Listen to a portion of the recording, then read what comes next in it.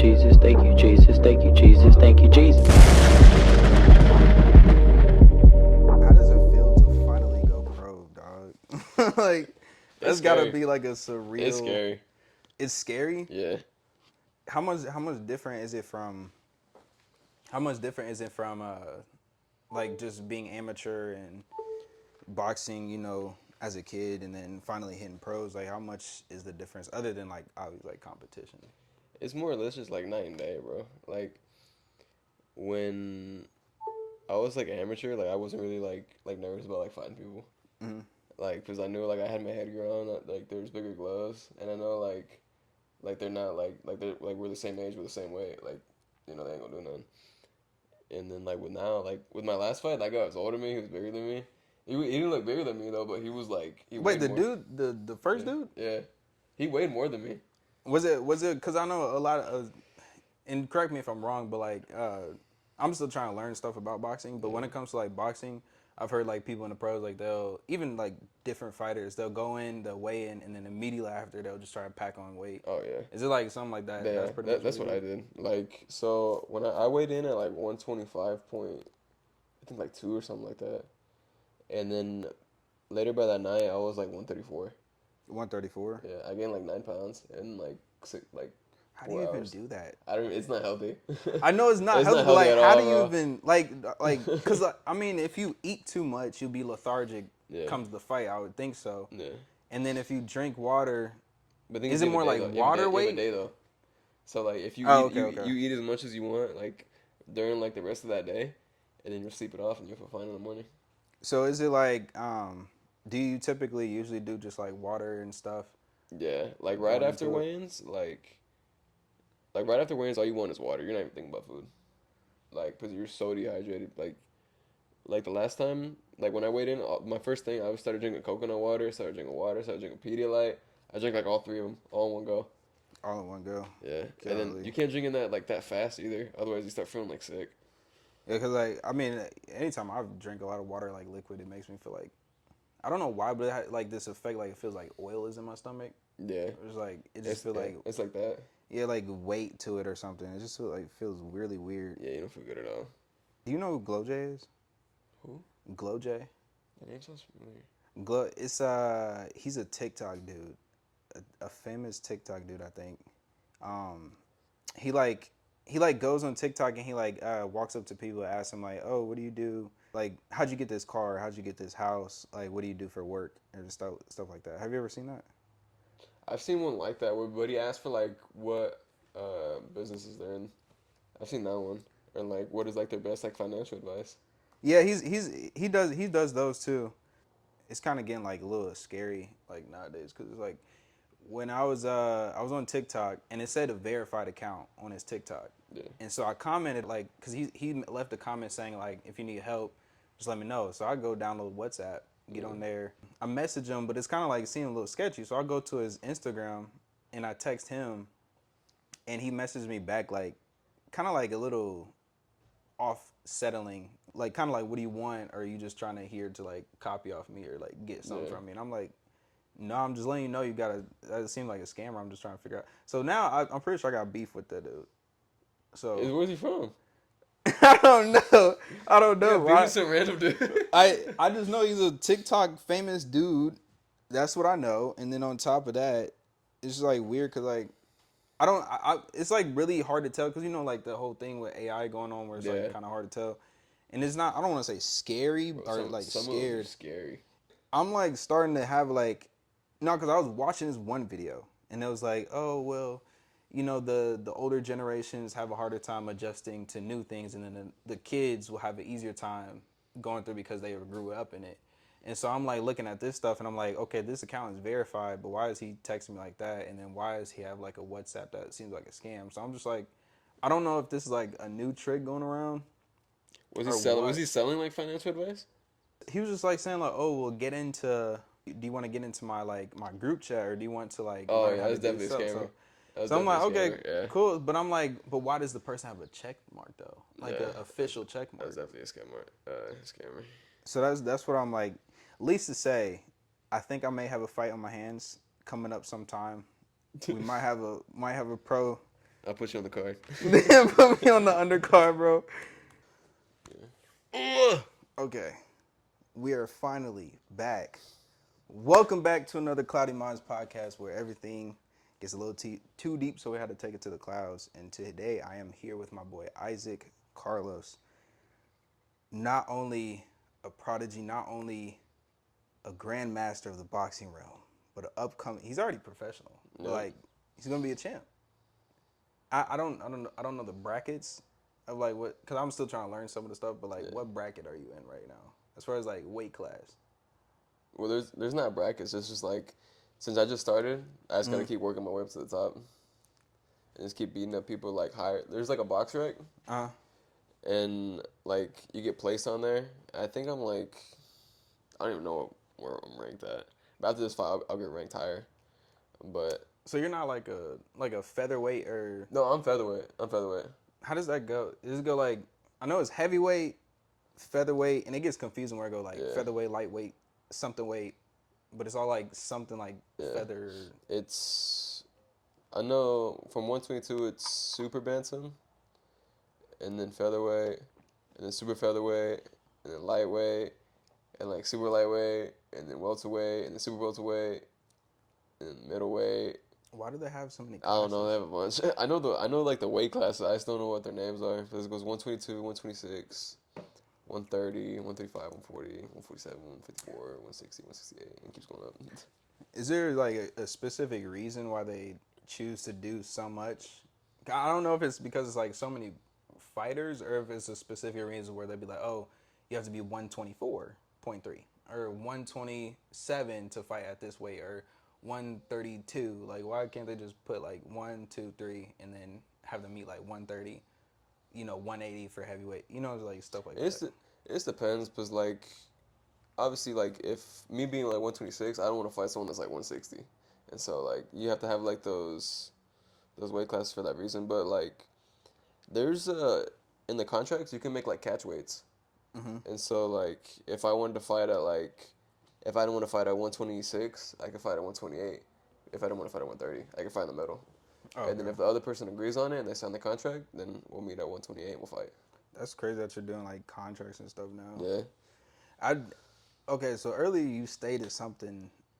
I want to get this out the way early because I really am intrigued by this and I don't know. What is it about boxing beef? Is it fake? Is it made up? Is it real? Like, what goes on? Because I know usually, like when you watch pay-per-view, you watch all these certain fights. Obviously, some people like are like out there, oh well, ball, I got beef with this person because like maybe views or certain reasons. But like I know some beefs be real. So it's just like kind of like interesting. Like when do you start, and then like where does that come into play? Because like that's obviously you being a pro. Yeah. It's kind of like questionable. Like when is he gonna get into that scene to where he's like just beefing with everybody? Well, I mean, it can start whenever. Like, but a lot of the people at the top, they just do it so they can sell the fight. But that's like they just want to get like Ryan Garcia. He's amazing at selling fights. Oh yeah. Amazing at selling fights. Like with someone with like me, like just starting, like obviously I still want to sell the fight, but like it's not really like as like personal. Like I was beefing with my guy because with my first opponent, because he was like, he posted like my picture, he was like talking crap on it. So he started it. He started it. He started it. And then I said something like, because he was trying to pull out of the fight. What? Yeah, and then I texted him. And wait, who's this dude's name? It was like Nemesis Cruz. Nemesis Cruz. You getting exposed. And then he posted my picture and was like he was saying, I forgot what he said. And then after that he was trying to pull out of the fight, and then I messaged him, and I said, I forgot what I said exactly, but I was like, I hope your kid's more of a man of his word than his dad, like than him. Dang. And I was like, dang. And like the more I said it, the more I think about it now, I was like, dang, that's kind of mean. Sorry, was on it. But he backed off like right away. What was his reason for starting to beef? Because I mean, obviously, I have no idea. I don't know I don't want to say like, is it even at that point where you guys could like actually? I mean, obviously it's the first round, but like, are you guys even able to start pushing fights where it's like, okay, let's try and hype this up, even if we're still beginners? Yeah, you can push any fight. I mean, you can push any fight. Like I have a following. He had a following. So does it seem like he was trying to do that, or was it just he was I don't trying know. to make it I think he was just posting it just to post it. just supposed to be on? Yeah, something just to be on something. But I know I don't want to say this would be me, but I think like as far as I see it, like he could have been trying to like push as like trying to find more motivation maybe to fight you. yeah. There's people that do that just to like try to get like into other people's head. Mm-hmm. I mean that's what I was trying to do. I was just getting in his head because I like obviously like I didn't like post any like the screenshots or anything. Like I could have. Oh, you kept the person. Hey, I kept it personal. hey, keep it in the DMs. I'm gonna see you. Yeah, I was just trying to get him mad just so like I was trying to attack him personally so he would want to fight me. Oh yeah. And then he fell for it. For those that don't know, Isaac literally knocked this dude out within like 20 seconds, which was insane. I was there. I seen it. I felt it. That punch had to hurt. Felt it. Dude dropped instantly. I was like, yo, ain't no way. I got the whole thing filmed. I was like, bruh, what was going through your head like when it happened? Like, cause okay, I called you like, I called you like I think that day or the day before, and I was just like checking up on you like, hey, like, you know. I think it was the day before because you sent me the prayer. Yeah. I prayed for him everything like the day before, and then also like before he went out to fight. But I was just like, when I was on the phone with you, you just seemed like hella calm. It was just like, cause like you, to me, I would be kind of like nervous, but like you was like, nah, I'm just chilling. Yeah. It's like, it's bro, weird. Like I wasn't nervous like the day before. Like I was straight up just chilling. But like when I was like walking, like you know, like when I was doing the walk up, and I was getting in the ring, and then like when we touched gloves, like I was like, oh my god, I'm like really right here right now. Like so, like reality set in. Yeah, that's when I was like, yeah, like I'm right there. Like I wasn't trying to like psych myself out because like you can't really do that before like you fight because you're just gonna get yourself like mentally drained and like physically drained. If you're sitting there like worrying like, oh my god, if he hits me with this, if he hits me with this, hits me with this, then you're just gonna start like panicking and getting in your head about it. And so like until like as soon as I got in the ring. And when like the bell dinged, that's when it all went away. So I was only nervous for like probably like 30 minutes. There's this, so I don't know if you've seen this, but there's this one clip where Mike Tyson is talking, and he's like talking about his experience where he's like just walking up to the ring, he's just like scared, he's fearful, and like his tactic to like fighting is like he fights scared a lot of the time. So it's like I'm scared, I'm fearful, like I'm practicing.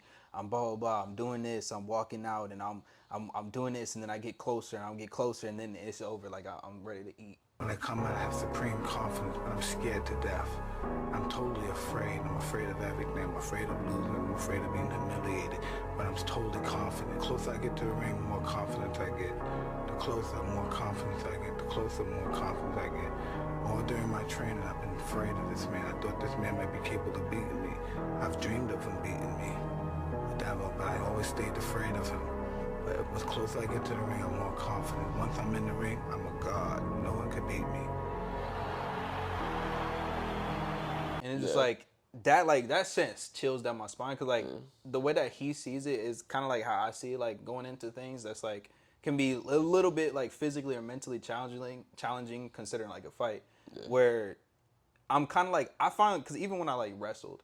Like, I would wrestle, and before I go into matches, like, I would be so much fear that I would want to be extra prepped. Not saying, like, I would let the fear take over me, but, like, excuse me, a lot of times I would be, like, fearful to, like, okay, I don't want to embarrass myself, or I don't want to be in this position where I can't do anything. So, I'm about to practice this 20 times. I'm about to do this, do this, up until the point where I ended up going, like, undefeated in wrestling.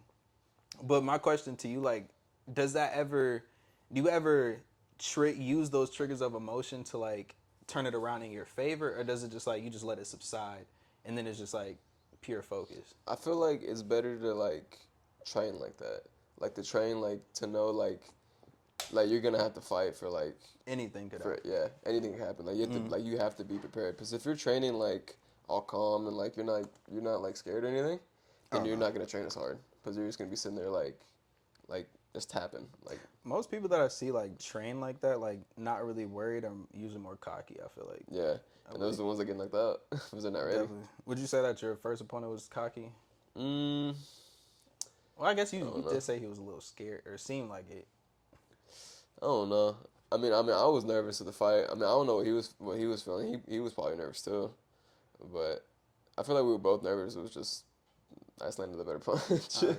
Did something like tell you like you was gonna be good in a match, or like did anything like kind of like settle on yourself? Like, you know what, I'm obviously I'm sharp, I'm ready, I'm confident, but like was there any sense of like confidence, or was there like a place of like, oh no, I'm winning this regardless? Yeah, no, I'm confident in myself all the time. Because I knew I knew I was gonna beat him. I'm not looking for the knockout, but I'm trying to knock him out. Yeah. I'm trying to win, and I'm confident in my abilities and like my power that I can do it. And so yeah, I was confident. I was confident all the time. I've seen Devin Haney, and I think I was working on the railroads like a year or two ago. This was before the Ryan Garcia fight, but I was listening to like Devin Haney. This was like he was actually like, I think it was even before Lomachenko, like right before he fought him. But he was like, talking to like Bradley Martin. I don't know if you know who that is, but he was talking to him. He was just explaining like, Bradley was like, oh well, do you ever like feel like you're gonna lose? And he was like, oh no, I don't think like that. Like he was just like saying, no, I'm gonna win, and that like. Because I know, like, so, I don't know if every fighter has it, but, like, kind of like fighter's delusion, where it's like, there's no possible way of me losing. Like, do you ever see yourself, like, do you ever get to that point? Or, like, is that even recommended for a fighter to be like that? Or, in your opinion, I guess? I mean, I usually don't think like that, because I know anything can happen, because I'm not going to be sitting there, like, training, like, oh, I'm going to win. Like, I want to have, like, that fear. Like, you want to have, like, that real reality? Yeah. Like I want to have that fear while I'm training. Like, if I don't train hard, then I'm not going to win. Like, I think it could be, like, hard. I think it could be, like, benefits to both sides. I mean, oh, yeah. Because, like, even if you're delusional, right, like, like not saying like you're taking advantage of it, saying like, oh, I'm gonna win regardless of how much work I put in, but it's just like you consider how much work you put in, and like putting yourself in that position where like I'm not going to lose because I'm going to outwork this person regardless of what happens. Yeah. Or you could be like, consider like you're more realistic. It's like, okay, I know what work I put in, but I also know that there are we both didn't get here for no reason. Yeah. So this is a battle to the death in my eyes. Like this is where we actually test our metals. You know what I'm saying? So I think it's like it benefits the person on who it is. And especially like it depends on the person. It depends on the person. Do you ever have like that same fighter mindset when you like have a street fight? I haven't had a street fight in a minute. I think the last time I had one was like, I remember I was like 7 years old. I was young. Oh yeah, I asked you about this when we was training in the at that one gym at the same time that one day. Just ask you like, have you ever like had like a street fight or something?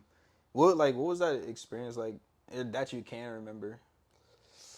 I just remember like a bunch of adrenaline, and then it was when I was a little kid, so I really wasn't like. I remember I had like a plastic toy gun, and then this kid was older. Don't tell me you smacked him with the gun. I was hitting him with a gun. Oh no! He was bigger than me, and then I remember I just like got him in a headlock or something. I just kept hitting him like this, and I just kept hitting him, and then I don't remember what happened. And then I remember like we just stopped fighting. That's crazy. I remember one fight I got into when I was young too, but I was in 3rd grade, and there was this dude like because he was like homeschooled, but he was in middle school, so he was considered like middle school. He was probably like 14, 15 or something like that. But we would like play outside, and he like had a whole backyard area just like full of grass and like different stuff we could like do, because this is around the time where people played outside. Yeah. And so if we didn't play basketball, we'd go to his backyard. One day, me and him got into it because I think he took something or did something to my brother or something like that. Yeah. And obviously, this dude is way bigger than me, but I was like, I picked a fight with him. And dude, like, literally, like, he put me to the ground. I couldn't move. And I was just like, bro, this is not it. It was so embarrassing. It's just crazy. He was like, man. I was like, dog, nah. I was so heated. I low-key, like, I think I teared up too after. Cause I was like, bro, I was so mad. I don't even think I talked to him after that. Oh no, that sucks. Like when you're like trying to fight someone and you're just like, man, that's how I feel with my older brother. Like when I try when we be sparring or like when we would wrestle when we were younger. So you do spar? Wait, do you spar him now? A little bit. Not. We really don't spar that much. Okay. Like every now, I'm talking about like when I was like younger. Younger. Yeah. But like when we were younger, he would just beat me up like I couldn't do nothing. I couldn't even hit him. I couldn't do nothing. Or if we would wrestle, just like play wrestle, he would just put me in a chokehold and I would have to tap. I never beat him. I never beat him wrestling. That's hilarious. It worked. That's funny because I know a lot of people handle that differently. As far as like when it comes to like siblings and stuff, I just you never seen like Logan Paul and Jake Paul and how they interact with each other. Their relationship's kind of weird. I ain't gonna lie. It really is because like it's so weird, and it's like they're close, but they're really not close, like on a personal level. Because didn't Logan like get with one of their girlfriends or with Jake's girlfriend or something like that? Something crazy. I think he did. I don't know all the beef in between it. I just know like the way that he treats him. It's like he kind of like belittles him a little bit sometimes. And they're trying to fight each other. Like an older brother complex. Yeah. But it's like weird because it's like, I mean, I have younger brothers, and obviously like, oh yeah, I'm big brother. Like I'm pretty sure you might experience that with your brother. Like, oh, I'm big brother still. But it's like it's weird to where it's like I'm about to belittle you, make you feel less than. Yeah. Or like just because I'm the older brother, I'm better than anything that you do, which is kind of like weird to me to like experience. Yeah. And I don't think you would have had like experience. I haven't experienced that with my older brother. Yeah, we're really not like that. Are you guys are pretty close. Yeah, we're close. That's good. Especially like that's good to like see like you guys like close, but then also like pursuing the same career path, then also both good at it. Yeah. Which is I feel like that's what made us closer. Exactly, we both had the same goals. I'm not even gonna lie. I don't even know that I knew that you had an older brother at the time until like later, like when we like reconnected off of Instagram because it was like I moved away. We've been doing our own thing for a minute. But then I didn't figure out that you had a brother until like later on we reconnected a few years back, and it was just crazy. I was like, whoa, I didn't even know that. Well, yeah, because you were only in our grade for like a year. Yeah, I was like, talked about I think it was like was it a year or a year and a half or something like that? But we moved around so many times, and it was just like, it was annoying. But then it was just like, bro, it was like I actually was having fun at the school, low key, like kind of like getting associated a little bit, and then. I didn't think about this, but like, I think my only friend group that I've ever had was either black or Hispanic. It's like I don't even think Olathe is like really full of Hispanic people for real. But like, there's only a few. That's what I'm saying. Like, but it was like, cause like one day I was thinking about it, I was like, the only friends that I had there for was like you, Juan, and then I can't remember his name, but it was like some other dude, and then probably like Gavin.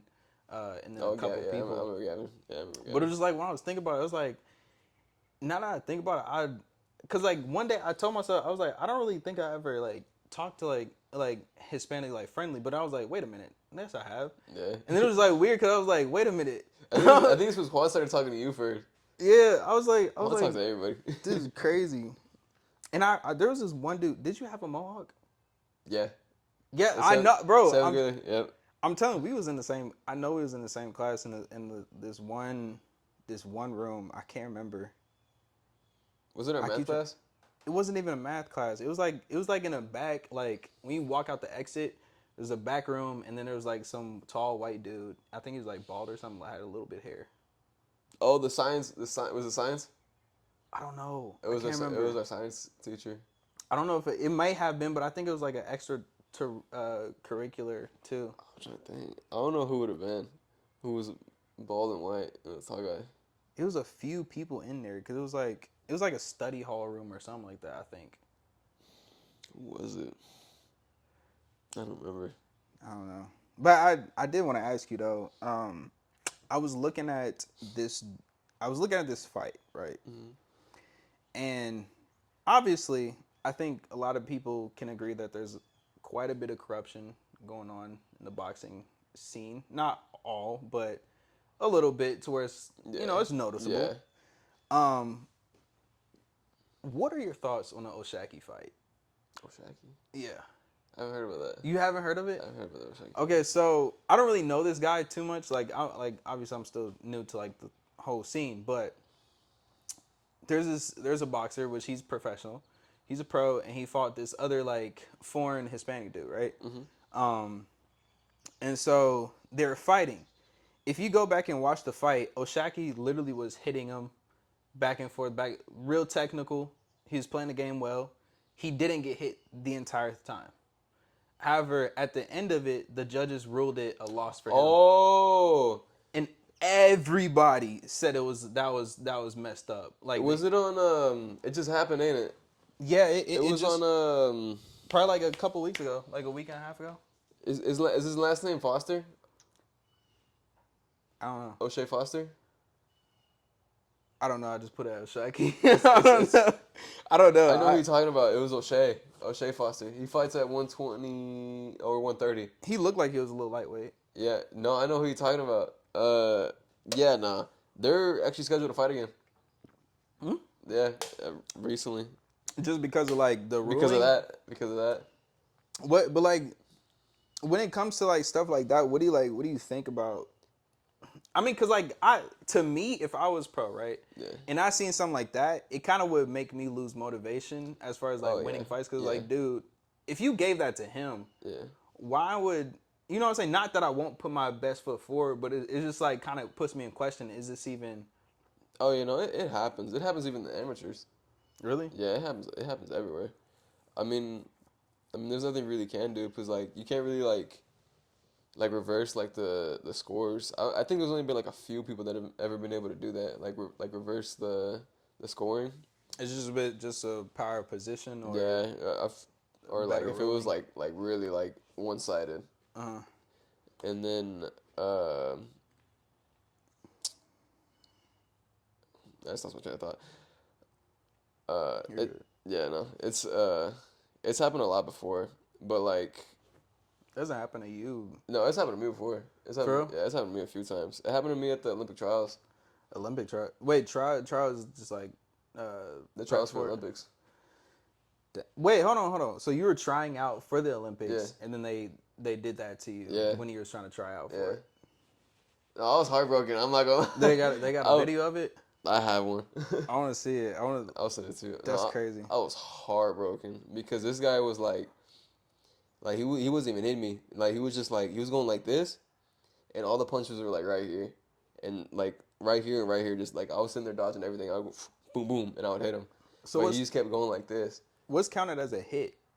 Cause like I mean, is it just like off connect or is it it's supposed to be connection?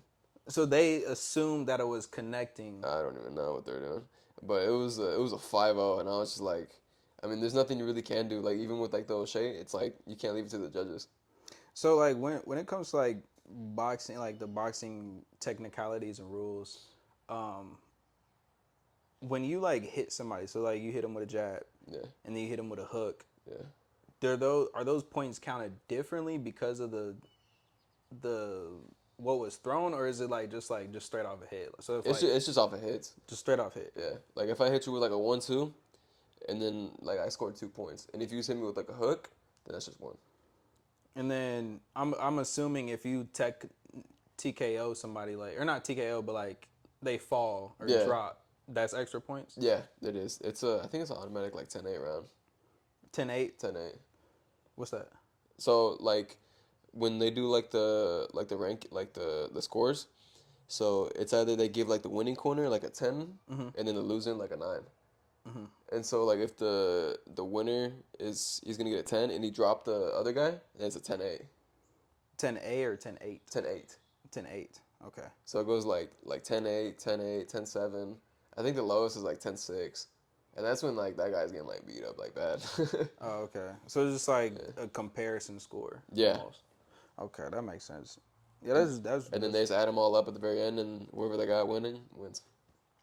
Do you think when it comes to like going pro, how often do people go pro? Because I don't know, like, this isn't trying to take away from what you do. Obviously, I know that you work hard and you're very talented, but when people go pro, is it like I almost want to say like almost not everybody can make it, but a lot of people can make it.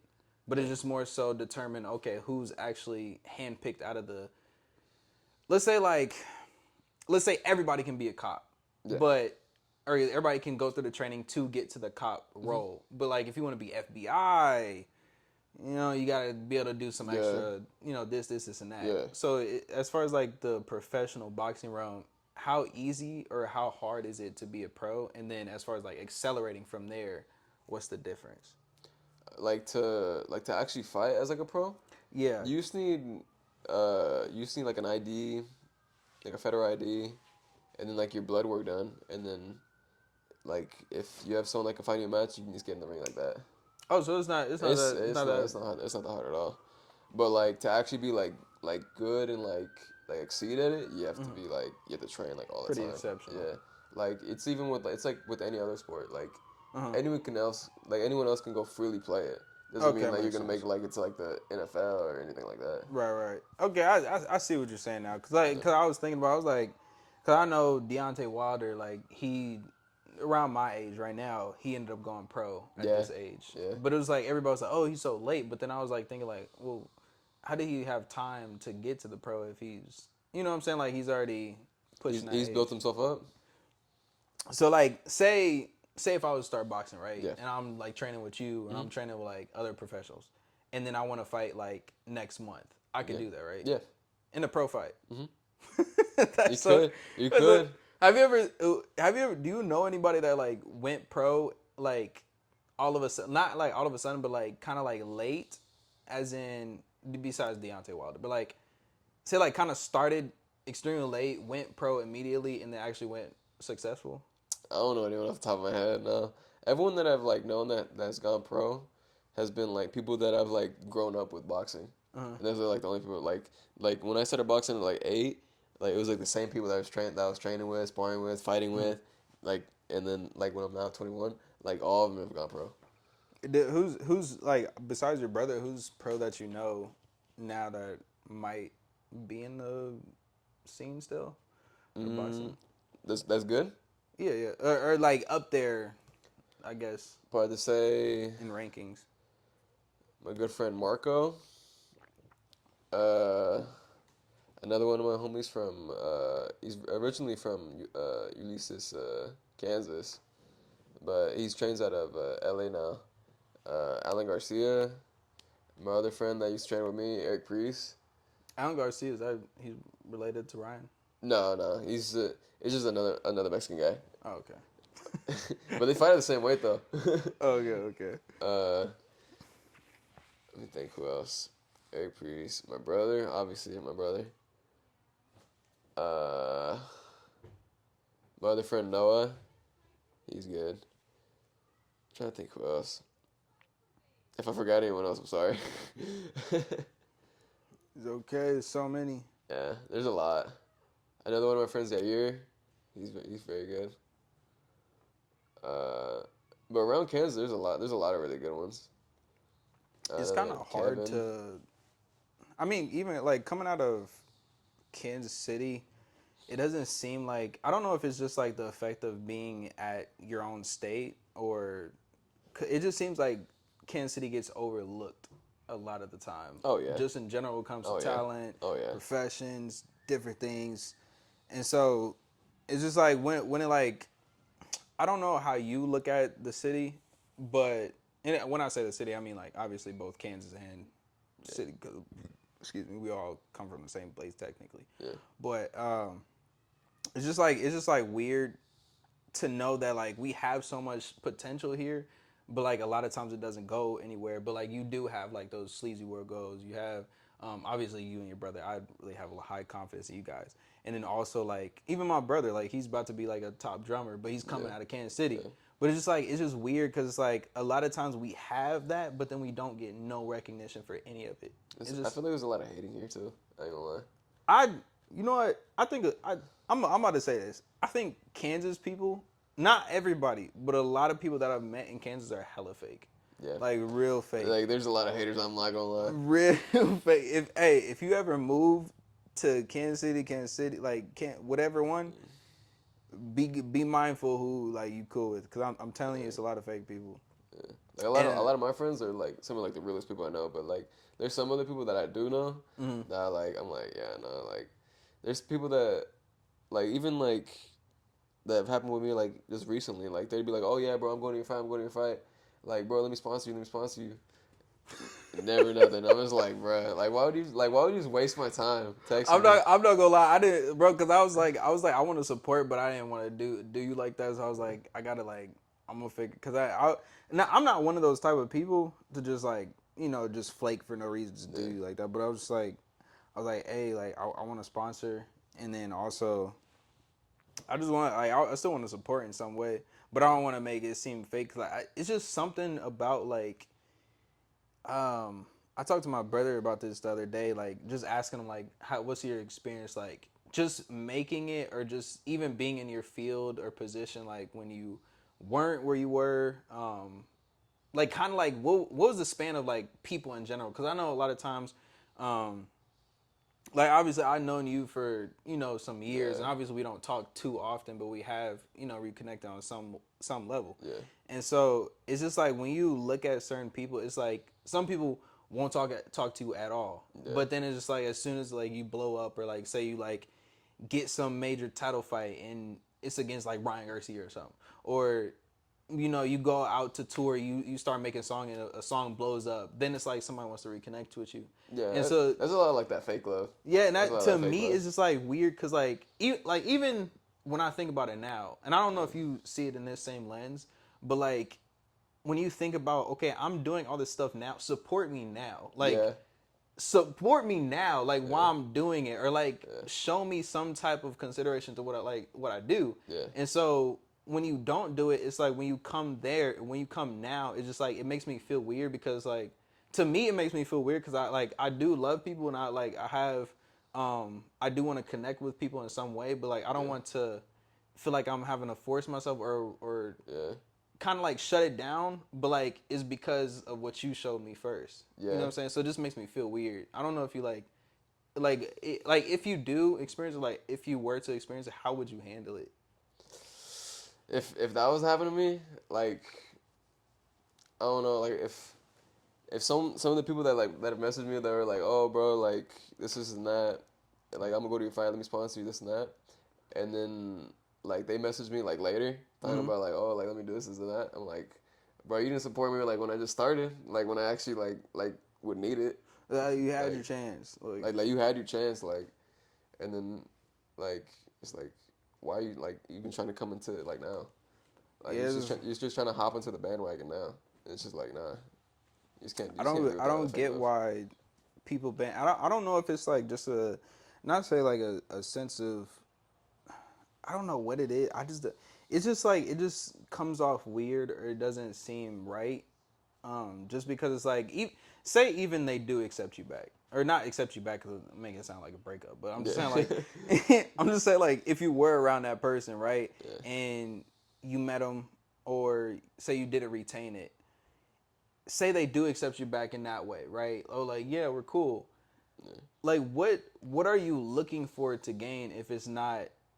I don't want to say like almost like a bond or a friendship or like being cool with them, but like what are you looking for? Because like in my eyes, like not out of spite or pride, but like I would never go to, because I see it all the time, like people go up to like, oh, this person especially like people from the hood, but like they'll be like, oh, this person made it, make sure you reach back and give it to us too, which is like if they want to do that they can, but like they're not obligated to help you or do that in that sense. So it's just like why would you want to do that to put yourself in a perspective of being needy, or why would you want to do that to yourself? It's just like it just comes off weird to me. Yeah, it is very weird. Because like I'd rather be friends with somebody and not take from them at all than to pretend to be friends with them just to take from them. It just seems like very manipulative, I guess you could say. Yeah, it's like they're trying to get something out of it, like at the very end. Yeah, no. It's just like offset. I mean, I feel like you can like tell that like very early on if they're trying to like get something like from you like later on, it's like then you got to give me a little something. Like you have to like support me at least. Like you have to like share my posts. Like you have to like buy my take. Like you have to like help me a little bit. You know.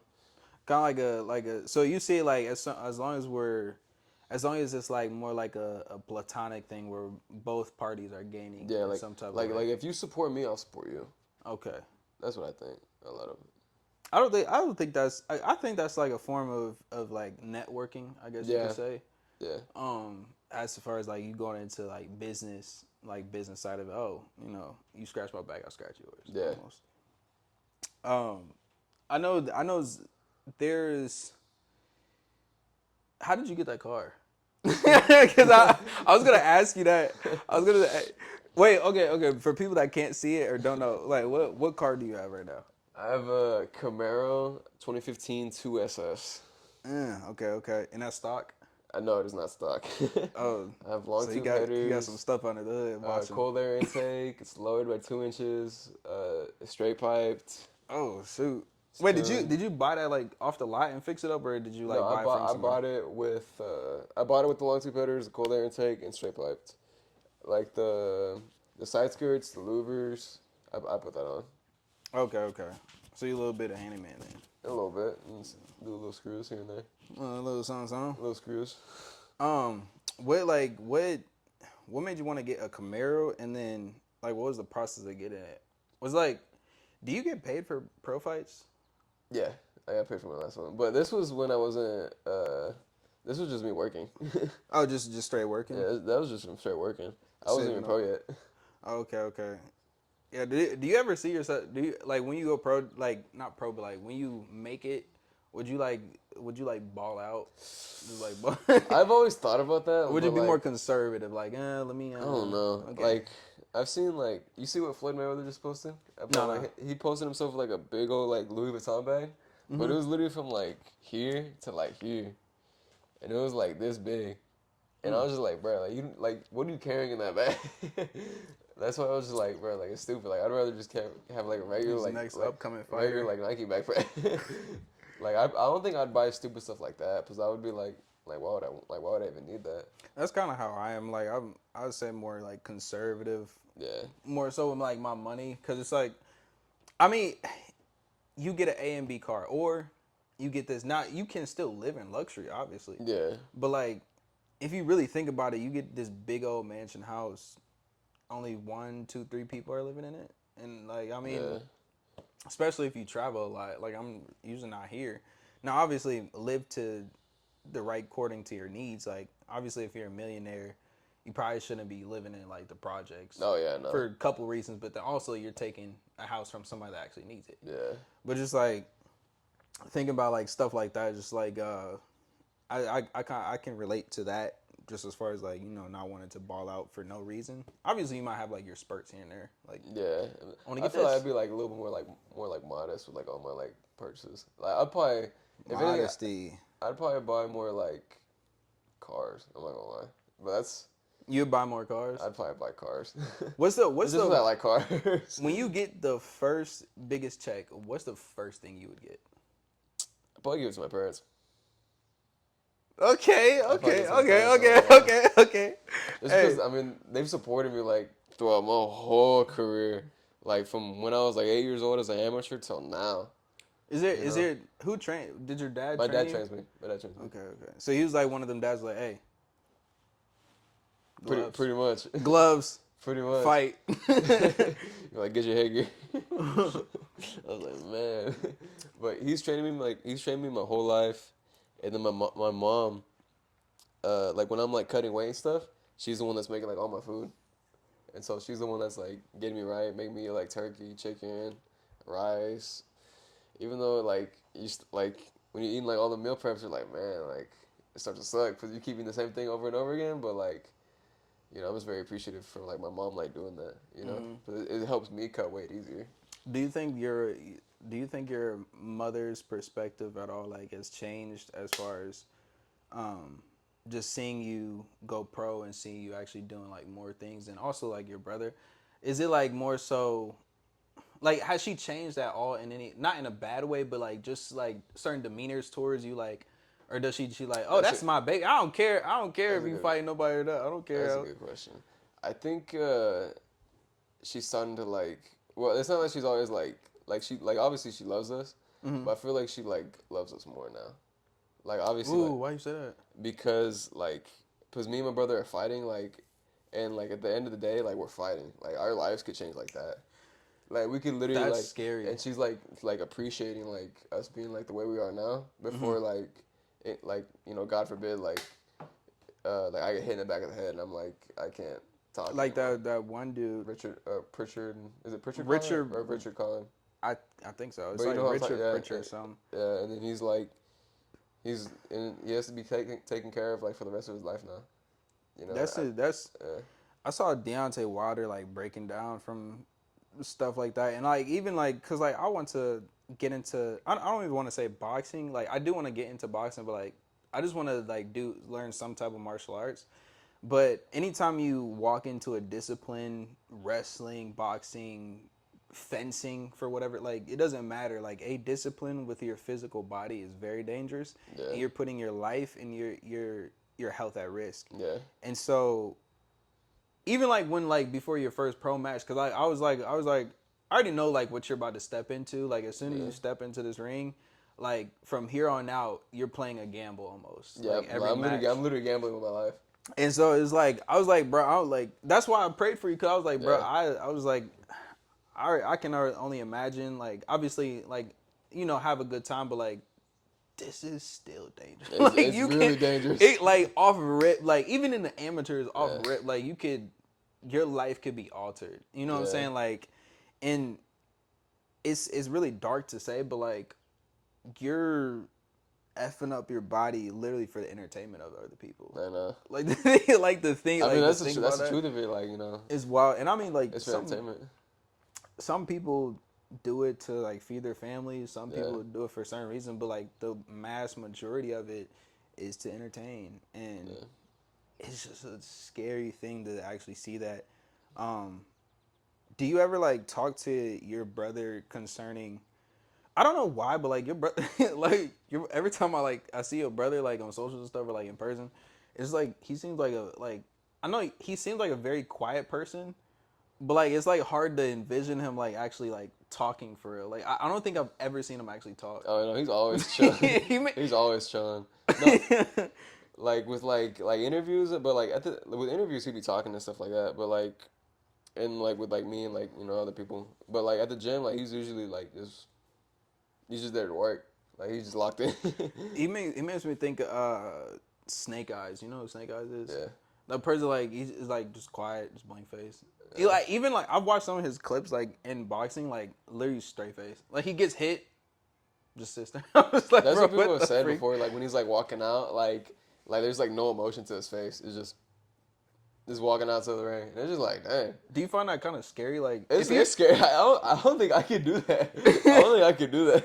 Like if you were to see like face an opponent like similar to your brother, like the way that he like looks, just his seriousness on his face, like do you think that kind of would give an intimidation factor? Oh, it would scare me. It was like if it was someone like other than my brother, probably not. But since this is my brother and like I know what he's capable of, I'd be like, oh man, like, I'd be like, oh, I'm scared. But if it's anyone else, I'm like, they're just doing that to scare me. Compared to like where you are and where your brother was at your age in his career, this is the money question, and I'm not trying to cause anything. I'm not trying to say nothing. I'm just asking. Who would you say is the better boxer? Oh, him. Even at your age. Him. You not being humble. You Nope. Genuinely saying Him. that. Okay, what's your reasoning? We gotta know. My entire life, the only one that's ever dropped me with a body shot is my brother. Oh. He's the only one, and it's only happened twice. He's the only one. Like I've never been dropped in any other fights, any other sparring, anything. He's the only one that's ever dropped me. So even say you guys weren't brothers, and this was like a completely whole different dude. You never boxed him, because obviously like he knows your body more often than other boxers because he's faced you, he's seen you, he's grew up with you. Yeah. But say like completely different dude, last name changed, everything. Yeah. And you fought him at your age, and his age was the same. How old are you right now? 21. 21. He was 21, you were 21. Yeah. Would it still be the same results? Yeah. Just straight up, off rip. I think so. No doubt. I think so. When did he go pro? He was 22. Okay, 20. Yeah, So you went. He was a little bit older than me, like a few months older than me. Is there a reason why he did that at 22 or? I think he did one more tournament. Like it was just like the way it lined up. Like he did one more like Golden Gloves, and then I was waiting for the Olympic trials, and then I didn't want to do like another Golden Gloves, and so I was like, I'm just gonna go pro. Because like the Olympic trials is like the highest like tournament like anyone could even get into. So how many times have you haven't done? Have you done you've done Olympics, right? Like I'm talking like the Olympics, like the ones that are going on in Paris right now. So That's what I was competing for. Have you ever like act like me? I mean, like prior years, have you ever actually been in it? No, I wasn't old enough. Oh, you weren't old enough, so you have to be like a certain age. Yeah, you have to be 18. Okay. How does it get wicked over there? Like, Oh, those guys are good. crazy? Yeah, those guys are good. Everyone there has hands. Everyone there is trying to fight for their spot. Golly. Has your brother? You said your brother done it? No, I don't think he did the one in Mexico. I know that. There's one in Mexico. There's one in Mexico. Don't call me stupid for this, but Mexico's not a country. What do you mean? Hold on, wait. Mexico's a country. I'm cutting that out. Wait. Hey, no. Hold on. Mexico's a country. Let me explain myself. Hold on. You talking about continent? Hold on, wait. Let me readjust myself. Okay. What my direct question I'm trying to figure out is a lot of stuff what doesn't happen in the United States will end up going to like Mexico. So you'll hear about, oh, if you don't make it here, go to Mexico, or if you don't do it here, go to Mexico. Yeah. Which is like, obviously not a knockoff, but like, where does that compare? Like, cause like, is it more so like he didn't do it Olympically because he couldn't, or like he just decided to? I think it was the ages. So you can compete in Mexico. I think it was something with the ages that I forgot why he couldn't do the one in here versus the one over there. But the one over there, he was like 17. Okay. And then you can like if you compete outside of that, you have to be 21. Or you have to be 18. 18? I think. So 17 there, 18. I'm pretty sure. Girls. Yeah. How does that compare like competition wise? You know, I actually have heard of different fighters fighting in Mexico. I think Devin Haney used to fight in Mexico. Yeah, Devin, when he was younger, when he started as a pro, he fought in Mexico. He said he would fight grown men. Yeah. Like 40, 30-year-olds that boxing. Yeah. I mean, your brother it's just did like, it's just at like 17, like you're not even me being 21 now. I'm not as strong as like a full grown man. Because like you don't get like that man strength until you're like 24. That grown man strength ain't hit yet. Yeah. I got one more year till I get my grown man strength. Yeah. I think I'm pretty like solidly strong for even now, I guess you could say. But imagine yourself in a year, you're gonna get stronger. Yeah, bro. Like I really want to know like the actual like concept of grown man strength like comes in from. I don't know if it's just like, you know, your body's been around, or it could be something spiritual.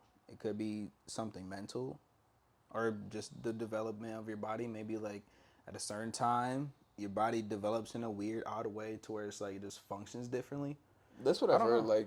Like the prime of like a man is like 24 to like 30 something, like 31, 32. And then after that, like you start getting like a little bit slower, a little bit slower, a little bit slower, a little bit slower, and then like a little bit less stronger, a little bit less stronger, a little bit stronger. But like with like boxing, they said like the last thing that goes Compared strength is the power. Power. I don't even know if they're fighting still. Mike Tyson. Mike Tyson and Okay, but Jake he's Paul. a little old. I ain't gonna, he's almost 60. He's old, but being a okay. It's Tyson. It's Tyson. Like, okay, I get it. Dude's been taking stem cells. Like he's been taking certain stuff to put his body in a certain position. But like, forget the age necessarily. I just think of pure technique, muscle memory, and then also power. I still think he has a significant chance. Oh no, he still has a chance. He definitely still has a chance. Messing him up. But it's just Jake is literally like in his prime right now as a man, and he's training with like a bunch of like those guys out in Puerto Rico. So he's getting some top-notch training and sparring. So what do you think about? How do you, as a boxer, see Jake Paul? Because I know it's a lot of mixed feelings about Jake Paul. Some people like him. At first, some people love him, hate him. I didn't really like him. I'm not gonna lie. It's because like he kept saying like he was a boxer. He was a boxer. Like, I mean, the thing is, he lost the only boxer he's actually fought, and But he that was said Tyson's brother. he allegedly, I don't know. I'm not saying it's not true, but allegedly, as far as what I have seen on the podcast with his brother, he said that he dropped 2 boxers recently, which somebody was 17-2, and another one is 10-1. I don't know how true it is. Maybe he has. I mean, the thing is, he's getting better at a significant rate. I bet he'll beat probably Tommy Fury right now. He'll probably beat him right now. But Does Tommy Fury even box like that for real? no, he sucks. He sucks? Yeah, he's not good. Okay. I figured, because I was like, I never really heard of him boxing. The only time I've heard of him. He's more of a model. He's really not that good. Okay, so that's not a fair match for. Okay, so say if he thinks he's gonna beat Canelo, which I think that's a big, he will not beat Canelo. I think that's a big over exaggeration. Now, I know we spoke about this before. I asked you about my boxing techniques. Last couple times we trained together. Do you and I'm not like trying to just mess around, but I'm just telling you, based off of professional techniques that you've seen throughout your life, and as a pro, could you legitimately, like, okay, with the way that I boxed, or with little time that I have had to learn some things, or like self-taught myself, or you showed me, Yeah. where would you place me as far as like boxing? Like, would you say like he's got like, because like everybody, like, say like even when it comes to the fight realm, some people have oh he has that spirit on where he can sell fights. Oh, he has that where he could be a legend. Or he has that like, or is it just like, oh, average? You could just go work on it. Or like where do you see? Oh, like where did I rank you? Yeah, in that, I guess like, okay, I could see like he actually does have a lot of potential. Like he seems like a boxer. You have potential. Or, okay, now when you say that, don't hype my head up. I'm just saying like, No, because I remember when I was sitting there training you, you learned it pretty fast. Uh-huh. And it was literally me just sitting there showing you like just how to throw it, and then you learned it like that. You learned it very quick. Okay. And not a lot of people can do that because like there's times where, like when I've like helped other people and I'm sitting there just trying to drill it into their head, and they just keep messing up, and I'm just like, bruh, I told you already. I think you're very coachable. Okay, I love which is a good thing. I know. I think I don't know if this has to do with personalities. Again, I think is very weird. And again, I think it's a spiritual reason, but like everybody has different characteristics, personalities, and stuff like that. But one thing specifically that I found about myself, even like younger ages, I saw that I imitate people a lot. Like, if you place me in a room with somebody for like a few days, I can imitate their demeanors, how they act, like the way they talk, certain stuff. Like, just like kind of like an impressionist. Like, oh, I can impersonate that person's voice. I can kind of do that sometimes. And so when it comes to like sports that I did take very seriously, I was able to like imitate the coach very well. Depending on what they showed me, I would like look at the small intricate part, like what they're doing, how they twist, and then if I don't understand, I'll ask the questions. I'm not afraid to ask. Yeah. So it's like, I think I have that attribute to come to my defense in that way. Yeah. Now I don't know. Obviously, I don't know. Like with every fighter, because obviously there's fighters that have that raw talent. Like, they just know how to fight. So even if they don't have that technique, they're just like, their spirit, the way that they move, like the way, like they're just fluent in the art of fighting. Yeah. I do want to know, like, as far as like what you saw in me, and then compared to like other fighters, like maybe the spirit of fighting, or this person just has a talent, or this person just won't give up. Like, what kind of styles of fighting is there? Because I always have like a blank question mark when it comes to like the actual styles. Because I generally don't believe that it's only power and speed. I think it's more to it than just those two. But with like yours, like, since I never seen you spar, like I can't really like tell like what kind of style you would have like as a fighter. Okay. Because I never seen you spar anyone else. Okay, that makes sense. But if I saw you like spar someone, then I could easily tell, like, if you're like sitting there like, like if you're sitting there like waiting for someone, or if you're like sitting there trying to like, you know, like outstrength them, or like just sit there and wait and counter, if you're sitting there boxing them, or like, that's when I'd be able to tell like what kind of style you have. But yeah, there's a bunch of different styles. Like, there's I would say like the most like basic one is like obviously like the Mike Tyson style, like just to go forward. That's a real like Mexican style. Like Mexican style? Yeah. Yeah, I really wanted to like imitate that style because I think I could do that one, but it's like it's so oversaturated. Like every single person and their mama wants to be A like lot that of style, people do it. and it's like I kind of feel for you because I feel like it's kind of annoying to see it. Yeah. Because okay, the way I see it is like I'm working out. I'm a gym rat, right? I work out, and then every part of that year is just that one dude that comes in here for like 2 weeks and then never see him again.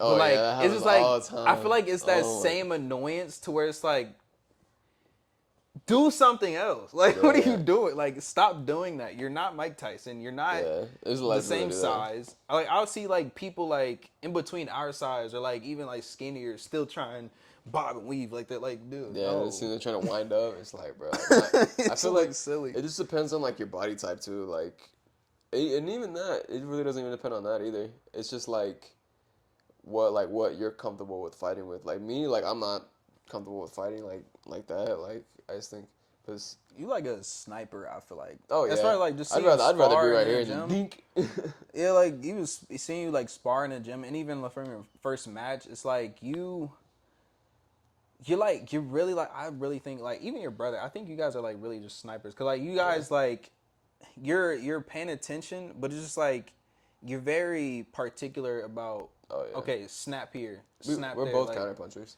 Yeah, And we both just sit there and wait, and then as soon as they throw something, we'll just like, and then hit so it's 'em. really just about trying to outplay them. Yeah.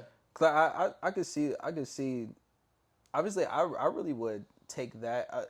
I see it as more so like a defensive type of thing. Yeah. But like your best defense is your best offense. So it's like even when you're defending yourself, you're fighting. So it's like I almost want to say like that's kind of one of the best styles that, in my opinion. Oh yeah.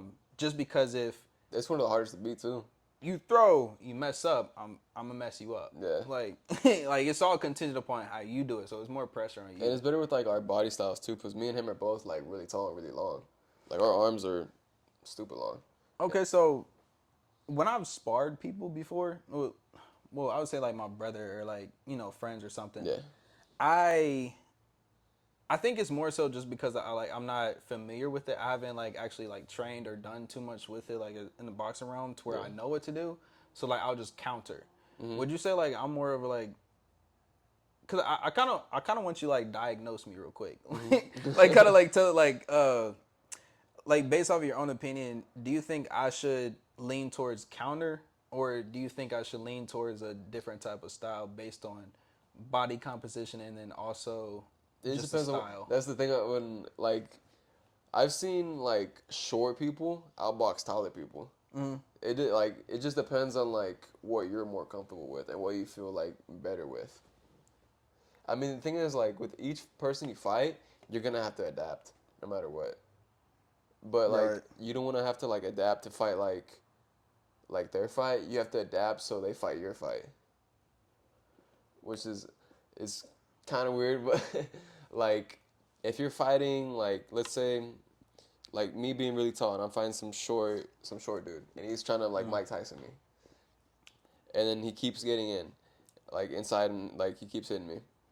Like obviously I'm gonna have to fight a little bit more on the inside just so I can move around and start boxing him on the outside, which is something I'm not used to because I'm used to just hit, move, hit, move, hit, move, hit, move. Do you train per style or do you train like what's to come? I mean like say like if we're training, right? Yeah. The off rip, okay, we're gonna train against this style, like people that want to work in the body. Yeah. We're gonna train distance, then we're gonna train this, or is it more so like we're gonna train basics like jab, this, and then when it comes to the fight, okay, what style does he use? Then we train for that style.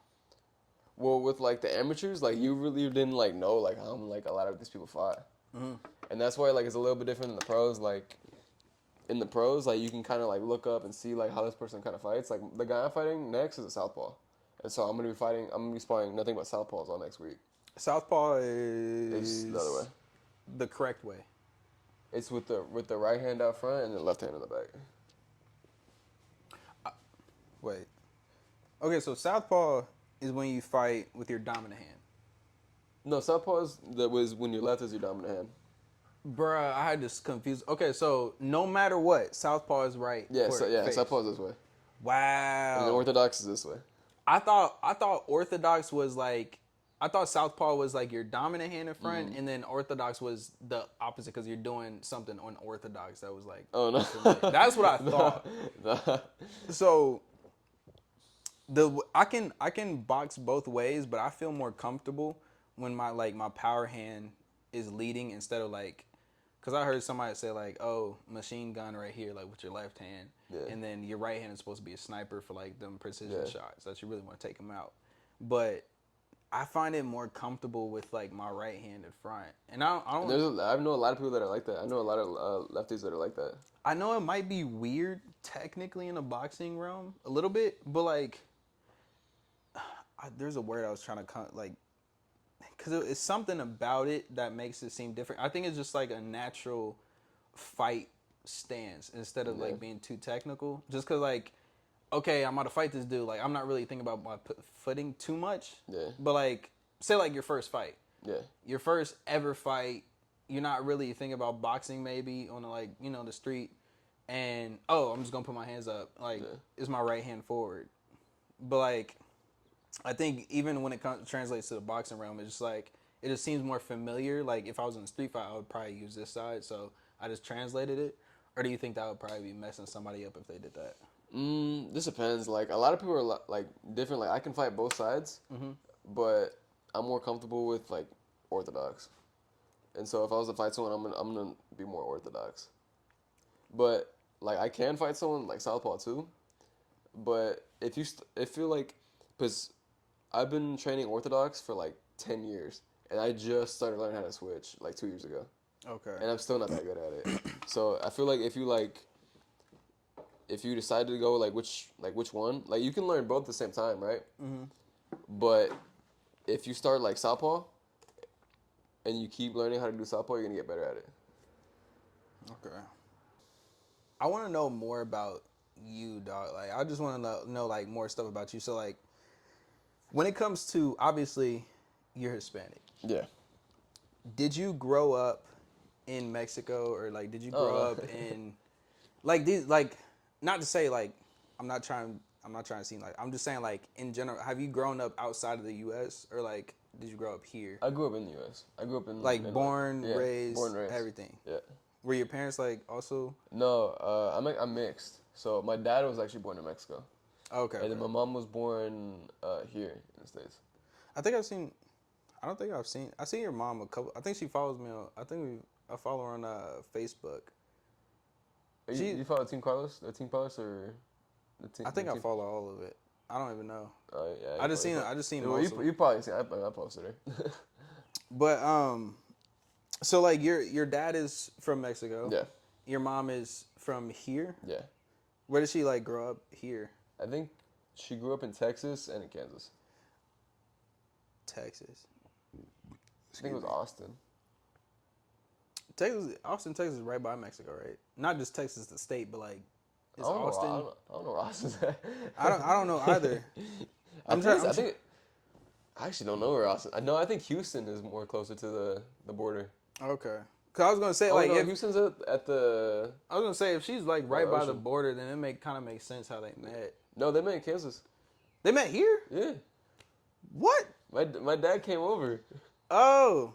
So hold on, wait. He skipped Texas and just came all the way to Kansas? Yeah.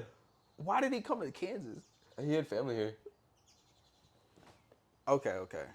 Yeah. That's crazy. Yeah. So my mom was living in Texas, right? Mm-hmm. And then she moved to Kansas with her dad. And then my dad was in Mexico until he was like 17. And then he came all the way to Kansas because he had family here. I think his mom was already here, I think, and I think his brother was already here. So it was like, might as well just come to Kansas. Okay. That makes sense. That's crazy. It's just so it's very intriguing, like, to figure out like why people come here. Like why? I mean, I know why I'm here because like I was raised here, and I mean similar. I had family, but it's just like you. Sometimes you hear people from California. Like I know people from California. Oh yeah, I moved to Kansas. Why? Not like say it's a terrible place, It's but way cheaper. I have heard that. But it's just like it's interesting to hear that people just move from like these, nice places and then just move to Kansas. And what makes me kind of like not sets me off, but it's just like, bro, no, like people would assume that we're all country down here. Like I remember I went to Indianapolis when I did move. Remember when I moved to Indianapolis, and a lot of people be like, "Oh, you from the country?" I'm like, "What? No." I heard that before. Like, no. When I said I was in Phoenix for a tournament, and then I was at the concession stand, and I forgot if I said I think I said pop. I was like, "Can I get a pop?" That happened to me too. And then they're like, "You mean a soda?" And I was like, No, pop. What? And then they're like, "You're from the Midwest, ain't it?" And I was like, "Maybe." That's so intriguing. That's just so crazy. Like, cause I mean, even if somebody comes over here and says something like that, we just like, it's like so bet. Like, I got you. Yeah, like we're just, oh yeah, here, or like we might think, oh, you meant pop, but I mean soda, pop, whatever, it doesn't matter, and we just hand it to them. But like, cause I went to Indianapolis and I was like, which is funny, which is weird why they kept saying like we're in the country, but when you go down, cause I was in Avon, Indianapolis, literally the whole ride there and even around there, literally just cornfields.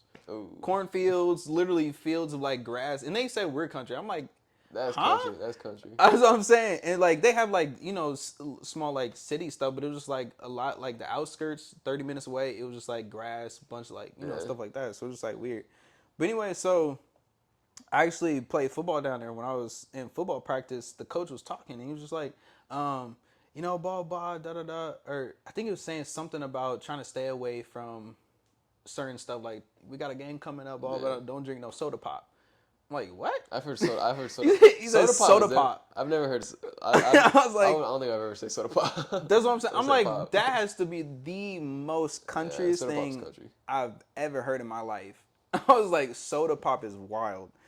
I don't know. I just think it's just very funny. Like even to compare the two from like Midwest to, honestly, I don't even know outside of that. What, it's just like West, East. Well, yeah. Like something out there, them people. But it's just like it's like when you think about like Midwest, I think Midwest is we're tied in with like Chicago and what else? Like Nebraska, Oklahoma, Missouri, Kansas, and what's the one on the right? No, left. It started with an I, don't it? Idaho? I think no, so. Illinois? Illinois, That's Chicago. no. I said Ohio? Idaho. I said Idaho. Ohio? No, it's not Ohio. What is it? What? We need to go back to geometry class. Geometry is bad. Oh my Geometry God, is bro. bad. No, wait. Cut it out. No. Not geometry. I meant Colorado. geography. Huh? Colorado. Colorado. So we got Oklahoma, Missouri, Iowa, Nebraska, Kansas, and then Colorado. There we go. But I think the Midwest itself is just Oklahoma, Missouri, Kansas, Omaha, and then Iowa. I like to think of us as like, I think the Kansas City, like the border Kansas City over in the Park area, like Kansas and then Missouri side, like us tied in like on the border, we're considered like the heart of the United States, and I strongly feel like that. Yeah. This is very off the wall random question, but if we were to go to war, do you think that we would be safe in Kansas? Depends who we go to war with. Because I mean, okay, the biggest reality check hit me the other day because I was like, we never really get targeted like that because we're a top dog, considered a top dog. So it's just like, we have the suburbs, we have all these things going on for the United States. When you think of outside countries, it's like, okay, this is happening, they're getting invaded, they're getting bombed like crazy. Like Iraq getting bombed, this place getting bombed, this place is getting invaded. But you think about us, we got boxing events, we got music, we got concerts. Like, we're just chilling. We really don't have like a big military here. It's just like, I feel like that's why like we wouldn't really be like in danger. it's just like, I don't even know, cause like, okay, so we say like, do have the National Guard though. true, but like outside of like safety, like say if it's not common for the thought of us to get invaded or bombed, so like if that was to happen, it kind of would be like weird to see almost, but then also like, what do you do in that scenario? Because Depends. Like if we get bombed in Kansas, like what am I gonna do? I can't stop the bomb. Okay, I'm gonna put you in a scenario. Say you and this might be graphic, right? Say like you and your brother, y'all just chilling, like playing a game or something or training. He gets like wiped out, like That's randomly, and you're like, "What just happened?" You look around, and it's just like a bunch of like Japanese or like Russians, and just armed to the us? teeth, and like you get away, and then you like, yo, like you find the resistance. Like, what's your first thought? Like, I'm getting my get back. That's just me though. Like, I'm you getting my just get straight. back. Are you I'm just sliding. crashing out? I'm sliding. Crashing I'm out? sliding. I'm sliding. I think I slide. bro. I'd slide. The What would amount, you do? You have a brother. What would you do? You're gonna bro, slide. I You're would, gonna slide. I would tweak. I would. You're gonna I slide. would. You're gonna slide. I would You're tweak gonna slide. out. Bro, honestly, I don't like. I think I would be on a different level, like, bro. Cause I okay. See, this is the thing about brothers. It's like you have a close bond, but then it's like you guys get on each other's nerves to where it's like you guys hate each other, but you love each other almost. So it's like, even if you get into a position of like that, it's like all this like love and compassion for that person boils up to the top where it's like, cause like me and my brother, we used to fight all the time for stupid stuff, random stuff, all the time. We've, exchanged like, oh, I hate you a couple times, immature stuff. It happens with brothers. But it's like, I've never put myself in a position to like realize how much I love my family and my brothers until like I thought of a scenario like that. And it was like, if this happens, like, I don't care. Like even I've had the same conversation with my mom before. Like I was told her like I'm gonna crash out. Like it's over. I'm a D1 crash out. I ain't gonna lie. Like I'm gonna find him. Like, It's done. I'm gonna find him. Like, you done, bro. I'm gonna find him. You done, dog. I think I just think it's crazy. Like, cause even like with like stuff like funerals and people like, oh, show that love when I'm here. It's just like, it's just weird to know that. I think it has to tie into like men like being like tough lovers. Yeah. To where it's like even if we have that strong, be more like protectors. Yeah, like we have that protective, we have that loving compassion, all of that. It's like it may not be shown all the time, but then when you get put into that position, it's like you really gonna see the wrath that comes behind it. It's insane. You ever watch the movie American Assassin? With the dude, Dylan O'Brien. I think so. He's a sniper, right? Yeah, his girlfriend got killed in front of him. Really? I don't even remember that. It was a scene in the movie? No, you're talking about American Sniper. Wait, what are you talking about? American Assassin. It's a completely different movie.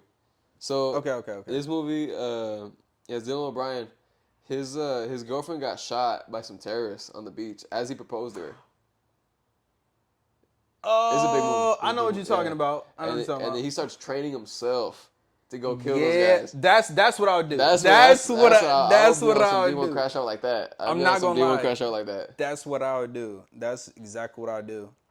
Even if we was to get invaded like that too. First off, you got a lot to deal with your hands. First off, you got gangs. You have the military force, like police. You have all different things, like the authorities. There's Kansas too. Kansas and Missouri, everyone's armed. Exactly. That's what I'm saying. Armed. Like everyone got a gun. We got 3 guns in here. Like. Everyone got a gun. Literally, the United States is a beacon for weapons. Like, you can't go nowhere through Texas, Florida. The Midwest got weapons. You got Chicago. Like, everybody has guns. Everyone got a gun. Missouri, everybody got guns. Everyone got a gun. Like, you can't expect to come here and invade without, like... Oh, and don't even get me started. If they declare martial law and say, oh, we're getting invaded, any excessive force is eligible... People are literally going out by themselves just trying to find a reason to shoot. I'm telling you that right now. It don't matter. It doesn't matter. Those people are crazy. Bro, it'll be literally, as long as it lasts, it's going to be a 4th of July. Like, I'm telling you, like, the amount of people that's gonna find a reason just to go out, just Yeah. to fight somebody with a weapon, just because they can and they're allowed to. Yeah. Hella people have been waiting for that moment. So like I'm telling you, even if our military don't get to you, the citizens are really gonna mess you up. Like they can try and come over here if they want to, but it's Bunch not of gonna crash be outs. leading to. You have a fight coming up on August 10th, Yep. 2024, against Longstaff. Yep. What are you doing in preparation about it? How do you feel? Actually, don't tell me that. I know you might be secretive. You don't gotta say that. But how do you feel about that? I feel pretty good. You feel decent? Yeah, I've been training hard. I mean, I just came back from Vegas like 2 weeks ago. I was over there for like 3 weeks of training. Just straight up. You didn't even go no vacation time, did you? I was just training. Straight up I training. was training with a bunch of pros. How often do you train? Like, is it like Over there? Because I know that you train a lot. Because like even when I text you, sometimes I text you or hit you up, you'd be like, oh, training. I'm like, so do you like wake up at like 7 a.m., 8:30? I'm training all the way to like 12 at night. Next day, same thing. Next day, same thing. Like With me, just like, so I usually go to work in the morning, and then I go to work, I get off at like 4:30. Mm-hmm. Oh, excuse me. Or it depends on who I'm working with, because I have 2 jobs. But like my factory job, I get off at 4:30. I get off, eat, and then go to the gym. I leave at like 5:30. I get there at 6. I train for 2 hours. I get back home at 8:30. Go run 4 miles. Come back, and then do abs, do my push-ups, and then I take a shower, and then I just play video games, and then I go to sleep, do it all over again. So as a person, you seem like you got a decent amount of energy. How do you keep up with your body and your ability to perform with working out, and then also boxing? You gotta do it. Is this like I'm gonna just do it, or is it like there's certain things like say meditating, or you like stretch, or you do a certain thing to get you through every day? I just keep going. Just straight up, I just keep, pure mentality. Yeah, I just keep going. That's it. I mean, like, yeah, there'll be days like where I'm like really tired, and I was like, man, I really don't want to go run, but it's just like, man, I don't want to lose. Yeah, so I was going run. So Longstaff, bro. Yeah. He's your next opponent, which is your second opponent. Yeah. It's gonna be another dub. Yeah. But what are your fears going into it? Do you have any fears? How do you see yourself, like, I guess, how do you see yourself fighting this man? Because, like, I don't know if you know, like, Baki. Yeah. You know Baki? Yeah. Have you watched the episodes? I haven't watched it, but I know what it is. Oh, my God, bro. You're a fighter. You have to I watch it. haven't watched it. Baki. Watch it, bro. I'm telling you. It's going to change your perspective on fighting. It might not, like, significantly, but your next fight, you're going to go in, like, bro. you going to feel like, yo. It just gives you, like, I guess people could say aura. Like, it just gives you a different type of feel and adrenaline, especially as, like, a fighter. Being a fighter is going to, like, give you that different type of feel.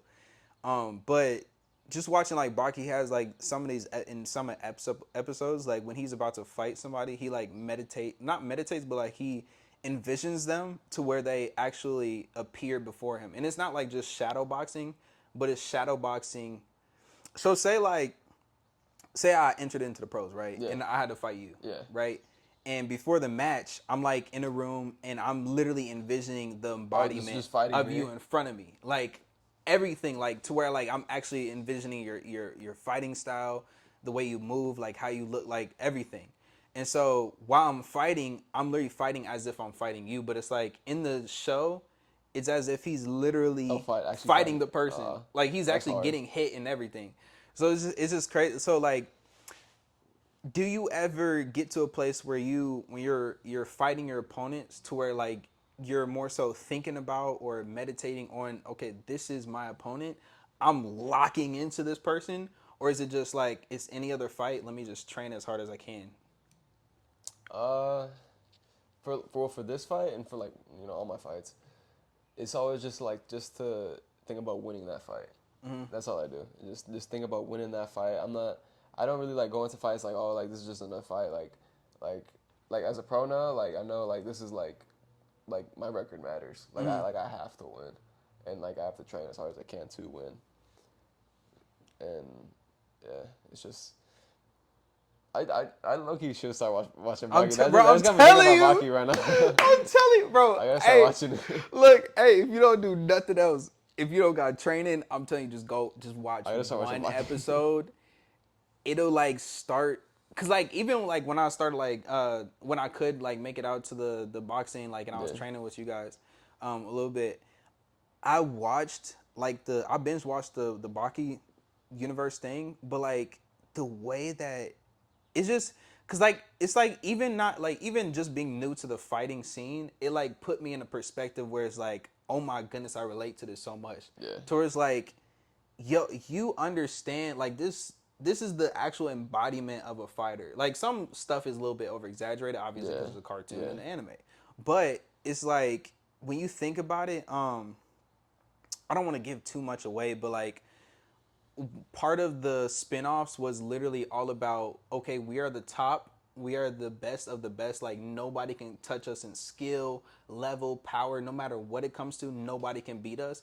I just want to, and they've won their entire lives, I just want to know what it feels like to be defeated. Like, I have never ever in my life come close to being defeated. I at least just want to feel the taste of being defeated as a fighter. And so that's what the whole realm was about. And it was just interesting because it gave a different perspective on fighting. Because it was like a lot of times, I'm just fighting to win, I'm just fighting to win, I'm just fighting to win, I'm just fighting to win. But it's like when you're so good at it, you physically embody the just the aura of fighting. It's like it's almost a different perspective. Like just seeing, it's just weird and very interesting to see. Like that's where a fighter's mind could be, almost.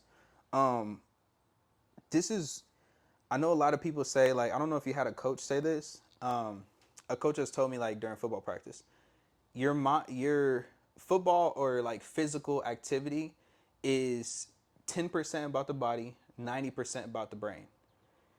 A lot of stuff that we can do, able to do, and won't do is solely based upon your mental capacity. If you believe, kind of what you were saying earlier, like if you believe you can do this, if I believe I can get up and do this each and every day, nothing's stopping me. Yeah. If I know I can compete against these people, nothing's stopping me. I've heard about that before.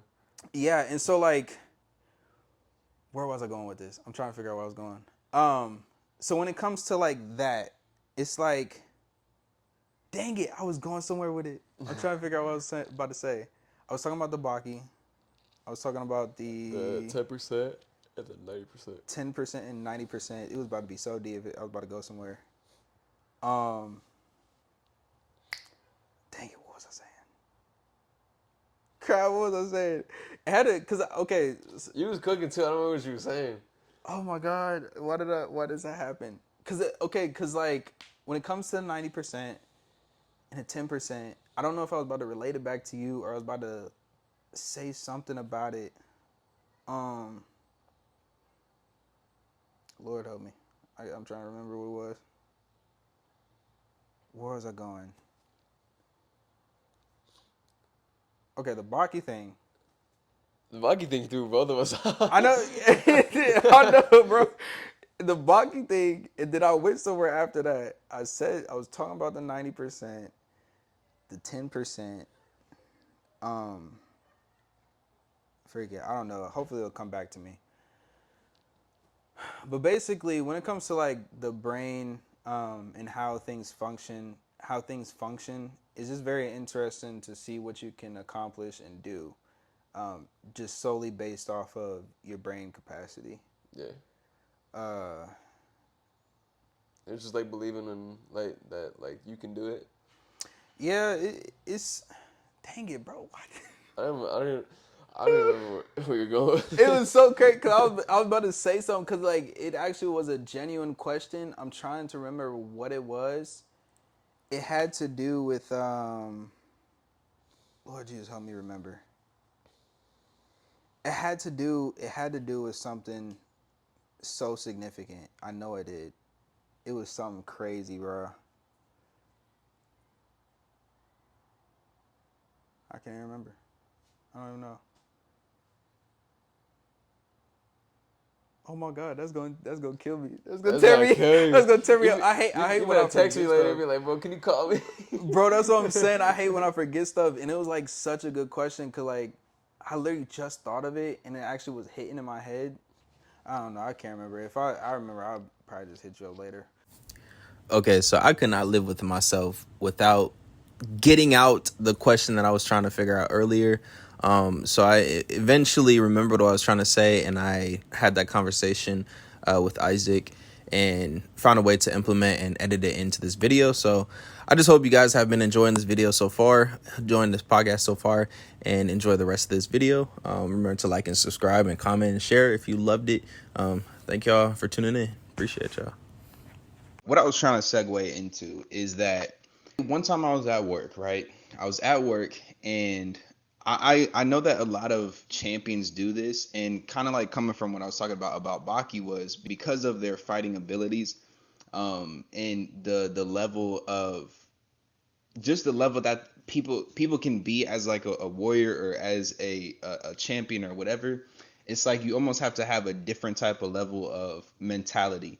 You see it with, the Black Mamba. You see it with basketball players, football players. You see it with fighters. You know what I'm saying? All the greats and the legends always have a different type of mentality. And so kind of like when I talk about like Devin Haney, it was kind of like he had that delusional, I can't lose. I won't lose. The reason I'm bringing it up is because one day, mind you, I've like practiced fighting, but I've never been in the position of like going to a championship or fighting for a title or, going into the actual ring and doing stuff like that. But one day I was in my truck, like because I do delivery driving, I was in a truck and I did something a little bit different that not everybody does. And so I kind of took that same mentality and I started to feed into myself words. And I was saying, I am a champion. I am the heavyweight champion of the world. Like I am. And it, like, obviously, I don't even compete, like, with professional boxing. But I was just like telling myself these things like out loud. And I was like, I am the heavyweight champion of the world. Just like messing around, playing around with it. And I was like, I am the best warrior to ever live and walk this earth. And then for some reason, as I'm saying it, it's just like I had this confidence like start exuding from me as if I really was a warrior or like the top champion in the world. And it was like I low-key believed every word that I said. And I'm not kidding you.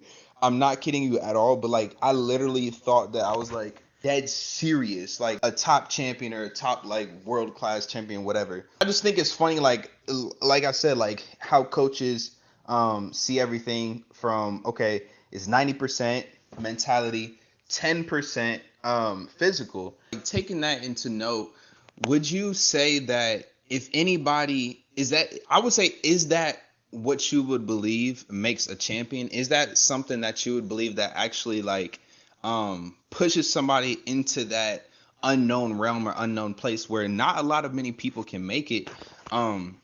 Because obviously, in order to have the characteristics and the talents and the abilities of a champion, of a top-notch warrior, the best to ever live, you have to do things differently. And so I genuinely think, like literally, you think about John Jones, you think about David Goggins, you think about Mike Tyson and LeBron and Jordan. Like all these people had a different type of level of mindset, and it's really.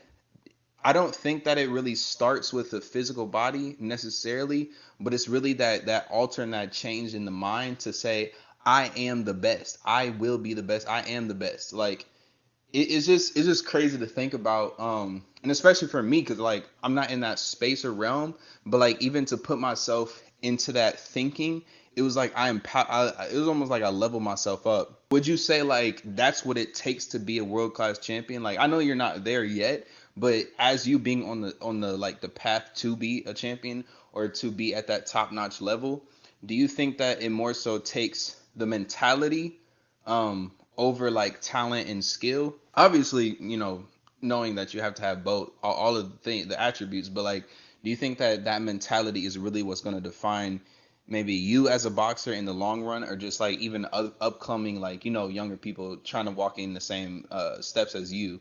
Do you think that would be something that would really be the determining factor if you get pushed to that top level or not? I think like the mentality part is like very important. Like with it, like yeah, like you have to like like believe like you're like one of the best. But not only that, but like with like the whole mentality thing, it's more or less like you wanting it so bad.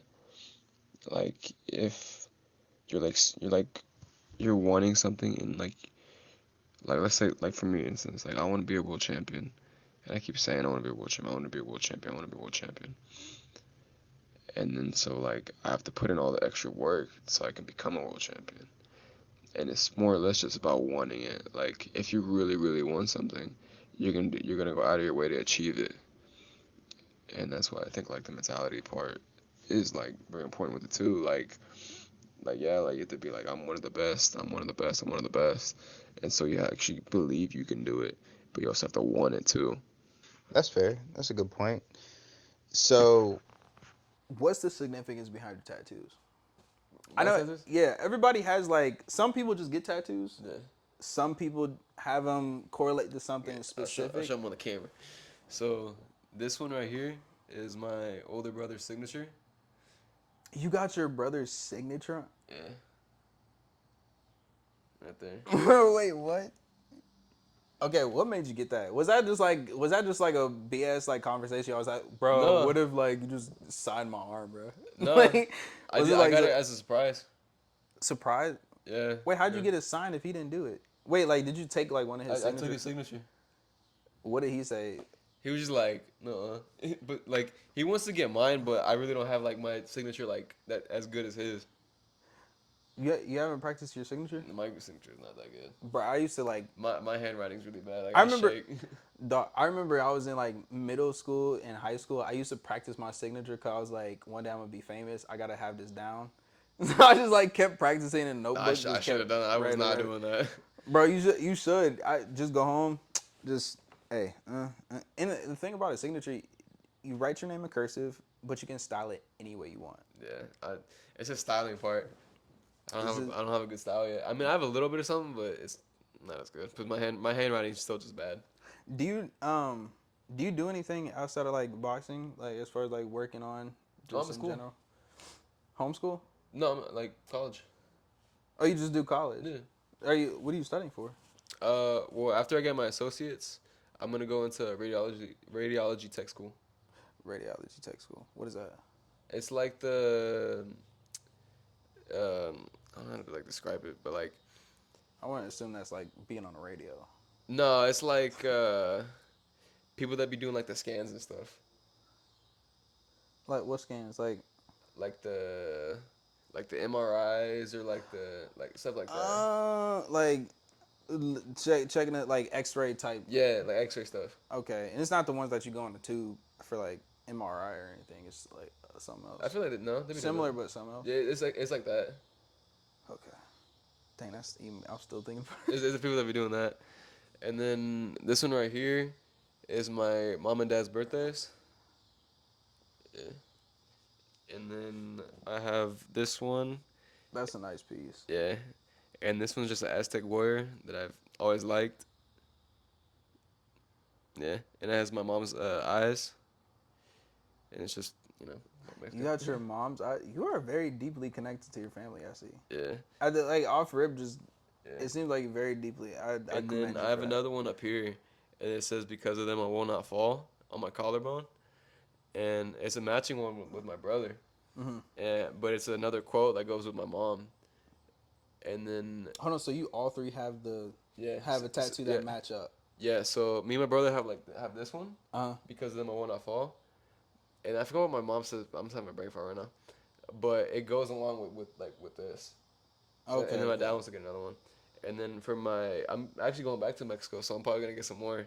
I'm gonna fill in this, and then I'm gonna get another one on my leg. I imagine the tattoos are cheap. Oh, I got this one for $300. For $300. I'm about to come down there with you. Get. Yeah, Bro, he threw this one in for free. the same dude that tatted your brother, he tried to charge me. I told you this, right? Tried to charge me. Over $1,200 for a simple piece. Oh, I was like, God, dog, no. probably like the same size as that. Like Is this? Yes, he almost tried to charge me like $2,000. Nah, yeah. Over here is at least like $1,500. That's really good. How long ago did you get that? Last year actually, like last September. A year healed. and it's still looking that good. Yeah. Like He did good, and the thing is, he did it in like 7 hours. jeez, did it hurt? Oh I my imagine it hurt. god, bro, my whole arm is swollen. I know it is. I only want him to like do like the rest of it. I got my forearm tatted, but I got like a hometown tattoo. Oh yeah. It was I got like my old street, Sycamore Street, out in Raytown. I grew up on a little bit, but bro, this dude, the dude that I went to, I got tatted, but he like didn't go deep enough on like some of the stuff, so I gotta go get it that retouched? covered. Yeah. Yeah, just like the first, but he was on the phone while he was tatting me. Oh I was yeah. like, bro, no. why? Yeah, no, that did. I was like, I started thinking, I was like, wait a minute, why are you on the phone? Like, He's like, bro, you don't focus on my arm. and I'm like, and I was thinking about, it, I was like, but I mean, he is like, cause I've seen his other artwork, and he has a huge following. He had like 30K, so I'm like, I mean, I'm trying to trust his gut judgment, but I'm just like, man, hopefully it's not gonna be an issue, but clearly it was. So that's kind of upsetting. But I mean, the whole piece is done and it looks good. Yeah, it looks good. It's just I need some touch ups in some areas. Yeah. But I can't remember the last question. I swear it's killing me. You gonna text me? I swear I know I'm gonna like edit this video and then I'm gonna look at it and I'm like, I was like, it was on the tip of my tongue. Yeah. But I do greatly appreciate having you on the podcast. Yeah, thank you for having me, bro. Just as being able to be a friend and see you grow is very commendable. It's very exciting to see where you're going, to see what you're doing. Throughout my whole life, I've been intrigued about boxing. I just never got into it. And then when I actually did want to like look into it further, I remembered my boy got it. He's there. So it's just good. It's just good to see you live out your dreams, carry on, and then also your brother. It's just great to see, and I greatly do appreciate having you on. Hopefully you can come back for another one sometime in the future. Yeah, thank you, buddy. Appreciate it, big dog. Yeah. He out.